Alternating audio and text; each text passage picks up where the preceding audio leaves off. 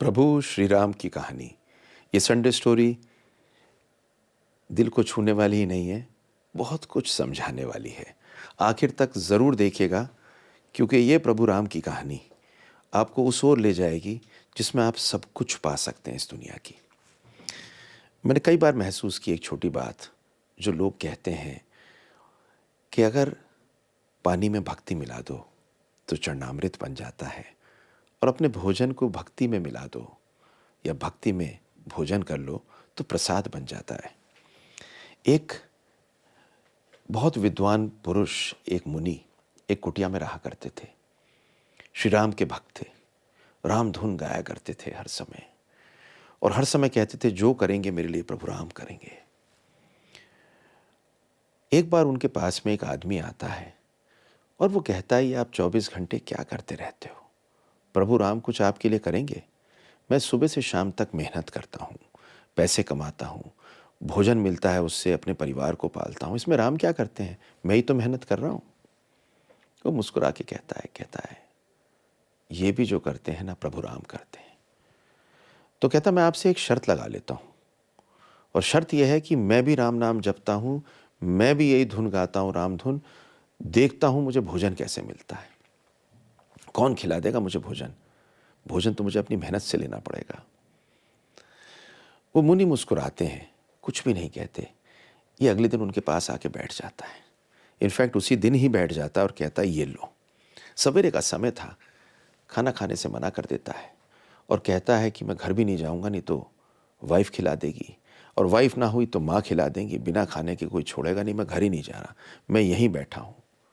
फिर उसने देखा कि वहाँ पे बहुत से लोग गुजर रहे हैं, मुनिराज पे आ रहे हैं, कोई प्रसाद लेके आ रहा है, कोई खाना लेके आ रहा है, तो उसे लगा इनमें से कोई खिला देगा।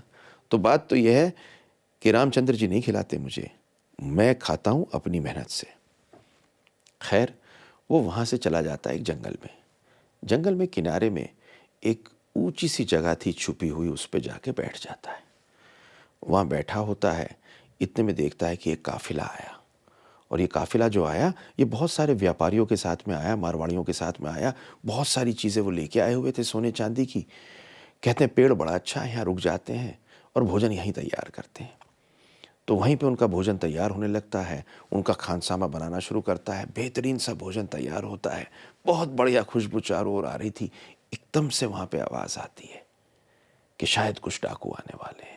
वो फटाफट वहाँ से भागते हैं, क्योंकि बहुत सारा सामान था, उन्हें ये डर था कहीं लुट ना जाए, और वो भागते हैं, निकलने को तैयार होते हैं वहाँ से, और फौरन भाग जाते हैं भोजन को छोड़ के। थोड़ी देर में वहाँ पहुँचती है डाकू की टोली, और वहाँ पर वो सारे पहुँचने के बाद में देखते हैं भोजन, इतना स्वादिष्ट भोजन बना हुआ और कोई खाने वाला नहीं। डाकुओं के दिमाग में आता है ये एक साजिश है हमें जहर देने की। ये भोजन बना के इन्हें मालूम होगा हम आने वाले हैं, व्यापारी ने भोजन बना के इसमें जहर डाल दिया है, या व्यापारी ना हो किसी और ने डाला है। पकड़ो उस आदमी को जिसने एक काम किया, उसे जान से मारेंगे। ढूंढते हैं आसपास, सब जगह ढूंढते हैं, तो कोने में एक जगह राम नाम लेते हुए ये मिलते हैं उन्हें। ये पकड़ के लाते हैं, पकड़ के ला के कहते हैं, यहाँ आओ, इस भोजन में तुमने हमारे लिए जहर मिला है? बोला, नहीं जी, मेरे को कुछ नहीं मालूम। कहते हैं, लठ बजाओ इस पे। पहला लठ पड़ता है, बोलते हैं खाओ। वो कहता है, मैं नहीं खाऊंगा, मैंने कसम खाई है। फिर एक और लठ बजाते हैं, कहते हैं खाओ। और तीसरे लठ बजने से पहले ही इनफैक्ट लग भी जाता है, वो खाना शुरू कर देता है और वो भोजन खाता है। पर इस समय भोजन खाते उसकी आंखों से आंसू आ रहे थे, और प्रभु राम का नाम याद कर रहा था। दौड़ता हुआ मुनिराज पे जाता है, उनके चरणों में गिर जाता है। कहता, आज समझ में एक चीज़ आ गई कि सबसे इम्पॉर्टेंट चीज़ तो छोड़ो, इस दुनिया की लीला जो मैं सोचता हूँ मैं कर रहा हूँ, वो उन्हीं की कृपा से वो कर रहे हैं। यही इस कहानी का सार है। पर इस संडे आपको एक चीज़ कहूँ, इसे लाइक शेयर सब्सक्राइब कर दीजिए, औरों पे पहुँची थी। और प्रभु राम नहीं, जिनको भी आप मानते हैं भक्ति में, उन्हीं की शक्ति है जिसकी वजह से यूनिवर्स आपको देता है। जब कहते हैं ना कि अपरंपार है ये यूनिवर्स, अबंडेंस का है, आंखें बूंद के एक बार मांगो तो सही, ये आपको देता है। यही एक सच्चाई है इस दुनिया की। A very happy Sunday to you. देखते रहिए अगली स्टोरी, खुश रहिए, सलामत रहिए। इस स्टोरी के अलावा कोई और स्टोरी अगर भेजना चाहे तो मुझे ज़रूर लिंक भेजिए। देखता हूँ कोई ऐसी स्टोरी जो आप मुझे भेजें और मैं अपनी ज़बानी आपके लिए